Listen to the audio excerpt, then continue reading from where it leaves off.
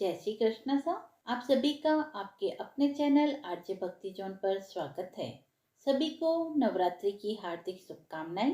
शक्ति की उपासना, भक्ति की पराकाष्ठा और अंधकार पर उजाले की विजय का पर्व शारदीय नवरात्रि केवल एक त्योहार नहीं बल्कि आत्मा की गहराइयों से जुड़ी एक आध्यात्मिक यात्रा है।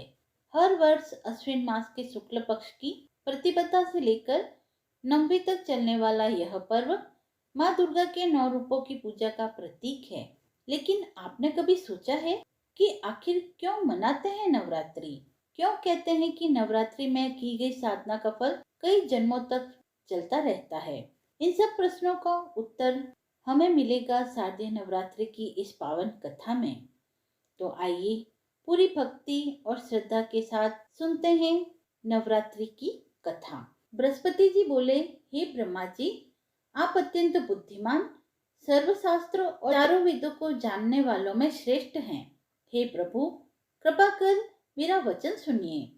चैत्र, अश्विन, माघ और आषाढ़ मास के शुक्ल पक्ष में नवरात्र का व्रत और उत्सव क्यों मनाया जाता है?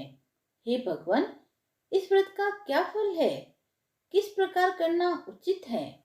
और पहले इस व्रत को किसने किया? आप सब यह मुझे बताने की कृपा करें। बृहस्पति जी का ऐसा प्रश्न सुनकर ब्रह्मा जी ने कहा, हे बृहस्पति, प्राणियों का हित करने की इच्छा से तुमने बहुत ही उत्तम प्रश्न पूछा है। जो मनुष्य मनोरथ पूर्ण करने वाली दुर्गा, महादेवी, सूर्य और नारायण का ध्यान करते हैं, वे मनुष्य धन्य हैं। यह नवरात्र व्रत संपूर्ण कामनाओं को पूर्ण करने वाला है। इसके करने से पुत्र चाहने वाले को पुत्र, धन चाहने वाले को धन, विद्या चाहने वाले को विद्या और सुख चाहने वाले को सुख मिलता है। इस व्रत को करने से रोगी निरोगी हो जाता है और कारागार में पड़ा हुआ मनुष्य बंधनों से छूट जाता है। मनुष्य की समस्त विपत्तियां दूर हो जाती है और उसके घर में संपूर्ण संपत्तियां आकर उपस्थित हो जाती है। समस्त पापों को दूर करने वाले इस व्रत के करने से ऐसा कौन सा मनोरथ है जो सिद्ध नहीं हो सकता? यदि व्रत करने वाला मनुष्य सारे दिन का उपवास न कर सके तो एक समय भोजन करके और उस दिन बांधवों सहित नवरात्र व्रत की कथा श्रवण करे। हे बृहस्पति, जिसने पहले इस महाव्रत को किया उसका पवित्र इतिहास मैं तुम्हें सुनाता हूँ। सावधान होकर सुनो। इस प्रकार ब्रह्मा जी के वचन सुनकर बृहस्पति जी बोले, हे ब्रह्मा जी, मनुष्यों का कल्याण करने वाले इस व्रत के इतिहास को मेरे लिए कहिए। मैं सावधान होकर सुन रहा हूँ। मैं आपकी शरण में आया हूँ। आप मुझ पर कृपा करें। ब्रह्मा जी बोले, पीठत नाम के मनोहर नगर में एक अनाथ नाम का ब्राह्मण रहता था। वह भगवती दुर्गा का भक्त था। उसके संपूर्ण सद्गुणों से युक्त मानो ब्रह्मा की सबसे पहली रचना हो ऐसी यथार्थ नाम वाली सुमति नाम की एक बहुत ही सुंदर कन्या थी। वह कन्या सुमति अपने घर में बालपन से ही अपनी सहेलियों के साथ क्रीड़ा करते हुए इस प्रकार बढ़ने लगी जैसे शुक्ल पक्ष में चंद्रमा की कलाएं बढ़ती है। उसका पिता प्रतिदिन दुर्गा की पूजा और होम किया करता था। उस समय वह भी नियम से वहां उपस्थित होती थी। एक दिन वह सुमति अपनी सखियों के साथ खेलने लग गई और भगवती के पूजन में उपस्थित नहीं हुई। उसके पिता को पुत्र की ऐसी असावधानी देखकर क्रोध आया और वह अपनी पुत्री से कहने लगा, हे दुष्ट पुत्री, आज प्रभात में तुमने भगवती का पूजन नहीं किया। इस कारण मैं किसी कुष्ठी और दरिद्र मनुष्य के साथ तुम्हारा विवाह करूंगा। इस प्रकार कुपित पिता के वचन सुनकर सुमति को बड़ा दुख हुआ और पिता से कहने लगी, हे पिताजी, मैं आपकी कन्या हूँ। मैं आपके सब प्रकार से अधीन हूँ। जैसी आपकी इच्छा हो वैसा मेरा विवाह आप कर सकते हैं। होगा वही जो मेरे भाग्य में लिखा है। मेरा तो इस पर पूर्ण विश्वास है। मनुष्य न जाने कितने मनोरथों को चिंतन में करता है, पर होता वही है जो भाग्य में विधाता ने लिखा है। जो जैसा करता है उसको फल भी उस कर्म के अनुसार ही मिलता है, क्योंकि कर्म करना मनुष्य के अधीन है पर फल देव के अधीन है। जैसे अग्नि में पड़े हुए तृण आदि उसको अधिक प्रदीप्त कर देते हैं, उसी तरह अपनी कन्या के ऐसे निर्भयता से कहे हुए वचन उस ब्राह्मण को और अत्यधिक क्रोधित कर देते हैं। तब उसने अपनी कन्या का विवाह एक कुष्ठी के साथ कर दिया और अत्यंत क्रुद्ध होकर अपनी पुत्री से कहने लगा, जाओ जाओ जल्दी जाओ, अपने कर्म का फल भोगो। देखिए, केवल भाग्य भरोसे पर रहकर तुम क्या कर लेती हो। इस प्रकार से कहे हुए पिता के कटु वचनों को सुनकर सुमति अपने मन में विचार करने लगी कि अहो, मेरा बड़ा दुर्भाग्य है जिससे मुझे ऐसा पति मिला। इस तरह अपने दुखों का विचार करती हुई वह सुमति अपने पति के साथ वन में चली गई और भयानक वन में कुशा युक्त उस स्थान पर उन्होंने वह रात बड़े कष्ट से व्यतीत की। उस गरीब बालिका की ऐसी दशा देखकर भगवती पूर्व पुण्य के प्रभाव से प्रकट होकर सुमति से कहने लगी, हे ब्राह्मणी, मैं तुम पर प्रसन्न हूँ। तुम जो चाहो मुझसे वर मांगो, मैं प्रसन्न होकर मनवांछित फल प्रदान करूंगी। इस प्रकार भगवती दुर्गा का वचन सुनकर ब्राह्मणी कहने लगी कि आप कौन है जो मुझ पर प्रसन्न हुई है? यह सब मेरे लिए कहिए और अपनी कृपा दृष्टि में मुझ दासी को कृतार्थ करिए। ऐसा ब्राह्मणी का वचन सुनकर देवी कहने लगी, मैं आदि शक्ति हूँ और मैं ही ब्रह्मा, विद्या और सरस्वती हूँ। मैं प्रसन्न होने पर प्राणियों को दुख दूर कर उनको समस्त सुख प्रदान करती हूँ। हे ब्राह्मणी, मैं तुम पर तेरे पूर्व जन्म के पुण्य के प्रभाव से प्रसन्न हूँ। मैं तुम्हें तुम्हारे पूर्व जन्म का वृतांत सुनाती हूँ। सुनो, तुम पूर्व जन्म में निषाद अर्थात भील की स्त्री थी और अति पतिव्रता भी थी। एक दिन तेरे पति निषाद ने चोरी की।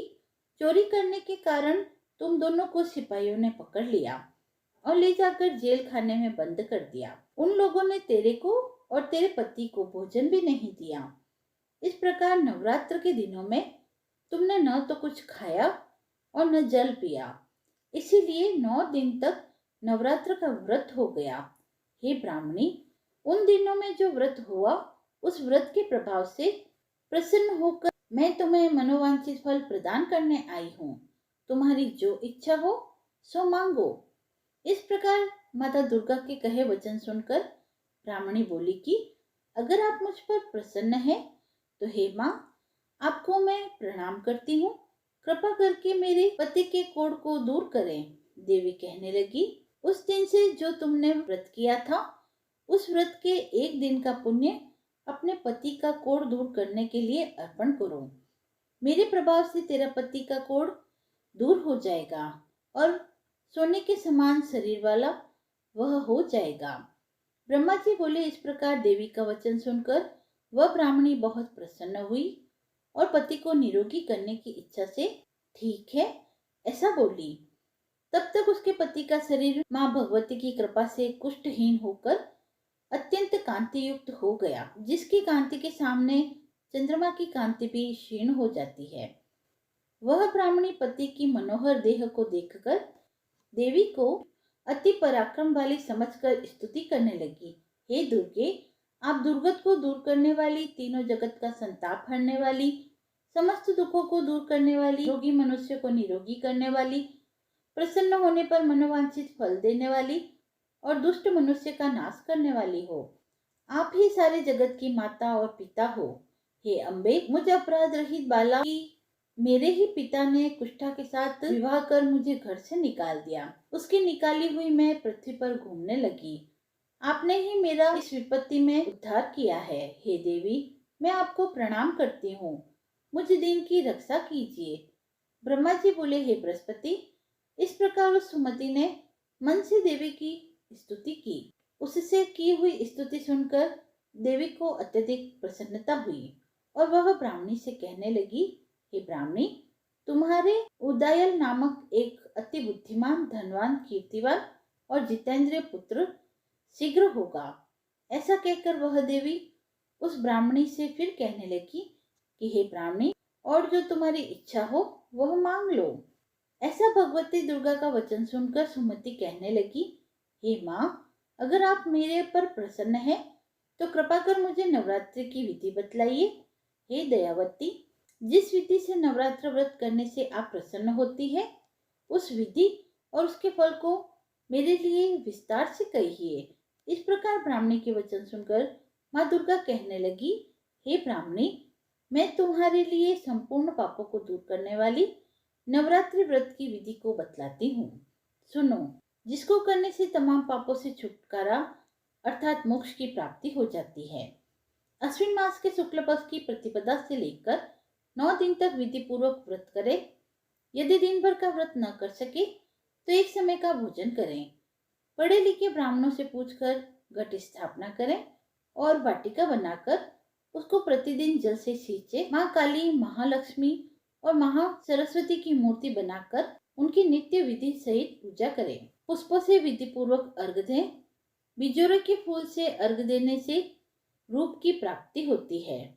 जायफल से कीर्ति की, दाग से कार्य की सिद्धि होती है।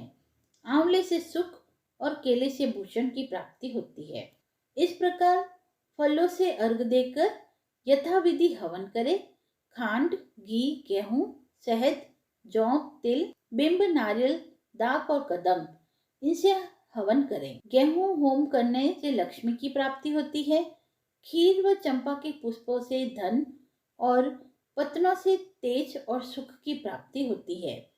आंवले से कीर्ति और केले से पुत्र होता है। कमल से राज सम्मान और दाखों से सुख संपत्ति प्राप्त होती है। व्रत करने वाला मनुष्य इस विधान से होम कर आचार्य को अत्यंत नम्रता के साथ प्रणाम करे और यज्ञ की सिद्धि के लिए उन्हें दक्षिणा दे। इस महाव्रत को पहले बताई हुई विधि के अनुसार जो भी करता है उसके समस्त मनोरथ सिद्ध होते हैं। इसमें तनिक भी संशय नहीं है। इन 9 दिनों में जो कुछ दान आदि किया जाता है उसका करोड़ों गुना फल मिलता है। इस नवरात्रि में व्रत करने से अश्वमेध यज्ञ का फल प्राप्त होता है। हे ब्राह्मणी, इन संपूर्ण कामनाओं को पूर्ण करने वाले उत्तम व्रत को तीर्थ, मंदिर अथवा घर में ही विधि के अनुसार करें। ब्रह्मा जी बोले कि हे बृहस्पति, इस प्रकार ब्राह्मणी को व्रत की विधि और फल बताकर माँ अंतर्ध्यान हो गई।